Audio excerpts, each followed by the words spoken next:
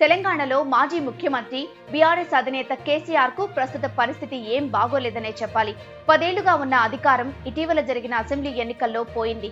ఎన్నికల ఫలితాలు రాగానే కేసీఆర్ అనారోగ్యం పాలై ఆసుపత్రిలో చేరారు. ఆ తర్వాత కుమార్తె కవిత కూడా జైలు పాలయ్యారు. ఢిల్లీ లిక్కర్ స్కామ్ కేసులో గత కొన్నాళ్లుగా ఆరోపణలు ఎదుర్కొంటున్న కవితను ఈడీ అరెస్ట్ చేసింది. దీంతో గత కొన్ని రోజులుగా ఆమె తిహార్ జైల్లో ఉన్నారు.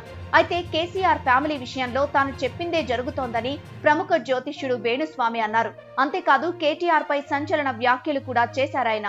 ఓ ఇంటర్వ్యూలో భాగంగా వేణుస్వామి మాట్లాడుతూ కేసీఆర్ ఫ్యామిలీలో తండ్రి, కూతురు, కొడుకు ముగ్గురికి సమస్యలు వస్తాయని చెప్పానని, అలాగే జరుగుతుందని అన్నారు. వాళ్ళ ముగ్గురు ప్రాబ్లమ్స్ ఫేస్ చేస్తున్నారన్నారు. 2024లో కేసీఆర్ కూతురు జైలుకు పోయిందన్నారు వేణుస్వామి. ఈ క్రమంలోనే కేసీఆర్ కొడుకు కేటీఆర్ కూడా జైలుకు పోతారని జోస్యం చెప్పారు వేణుస్వామి.